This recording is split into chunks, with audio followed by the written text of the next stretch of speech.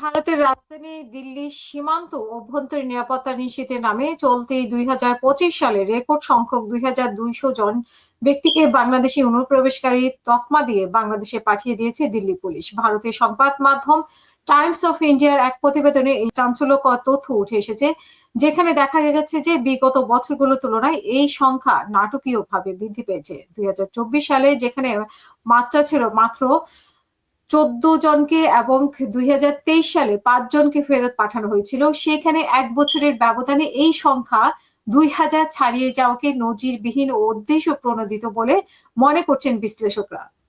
ভারত সরকারের স্বরাষ্ট্র মন্ত্রণালয়ের পক্ষ থেকে অবৈধ অভিবাসীদের শনাক্ত ও প্রত্যাবাসনের কঠোর নির্দেশনার পর এই তৎপরতা বৃদ্ধি পেলেও যাদের ফেরত পাঠানো হয়েছে তাদের বাংলাদেশি নাগরিকত্বের সপক্ষে কোনো দালিলিক প্রমাণ বা পরিচয় নিশ্চিত করেনি দিল্লি পুলিশ। দিল্লি পুলিশ দাবি অনুযায়ী ফেরত পাঠানো এই ব্যক্তিরা জাল আধার কার্ড, ভোটার আইডি এবং অন্যান্য নথিপত্র ব্যবহার করে স্থানীয় জনগোষ্ঠীর সঙ্গে মিশিয়ে দিল্লির বিভিন্ন এলাকায় বসবাস করছিল। তবে পুলিশের এই দাবির বিপরীতে অসংখ্য গুরুতর অভিযোগ উঠেছে যে ভারতের বিভিন্ন রাজ্যে বাংলাভাষী মুসলিম নাগরিকদের জোরপূর্বক বাংলাভাষী সাজিয়ে সীমান্ত দিয়ে পার করে দেওয়া হচ্ছে।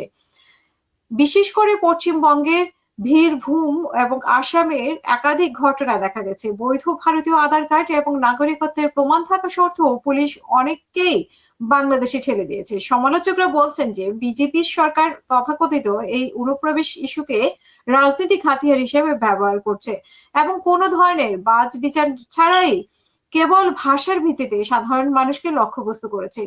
এই অভিযানের ভয়াবহতার অন্যতম প্রমাণ হিসেবে পশ্চিমবঙ্গের বীরভূমের বাসিন্দা সোনালী খাতুন ও তার পরিবারের উদাহরণ টানা হয়েছে। চলতি বছরের মাঝামাঝি সময়ে অন্তঃসত্ত্বা সোনালী ও তার পরিবারের 5 সদস্যকে অবৈধ অনুপ্রবেশকারী তকমা দিয়ে বাংলাদেশে ঠেলে দিয়েছিল দিল্লি পুলিশ। দিল্লিতে পরিচ্ছন্নতা কর্মীর কাজ করা এই দরিদ্র পরিবারটির কাছে ভারতীয় নাগরিকত্বের প্রমাণ হিসেবে আধার কার্ড থাকলেও তা আমলে নেওয়া হয়নি।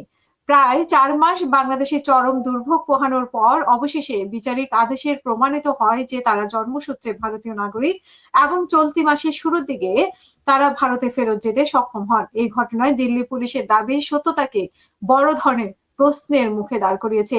একইভাবে আসামের নলবাড়ি জেলার বাসিন্দা সকিনা বিবির ঘটনাটিও আন্তর্জাতিক গণমাধ্যমে সমালোচিত হয়েছে। 2016 সাল থেকে ডিটেনশনে সেন্টারে আটক থাকার পর সুপ্রিম কোর্টের আদেশে জামিনে মুক্ত সকিনা গত মে মাসে নিয়মিত হাজিরা দিতে গিয়ে নিখোঁজ হন। এর ঠিক 1 মাস পর জুনের শুরুতেই তাকে ঢাকার ভাসানটেকে এলাকায় রাস্তার পাশে পাওয়া যায়, যা স্পষ্ট করে দেয় যে আসাম পুলিশ তাকে কোনো আইনি প্রক্রিয়া ছাড়াই সীমান্ত দিয়ে বাংলাদেশে পাঠিয়ে দিয়েছিল। কাশিমপুর কারাগারে বন্দী থাকার পর আদালতের হস্তক্ষেপে তিনি মুক্তি পেলেও এমন অসংখ্য মানুষ রয়েছে বর্তমানে পরিচয় সংকটের মুখে পড়ে বাংলাদেশে মানবত জীবনযাপন করছেন।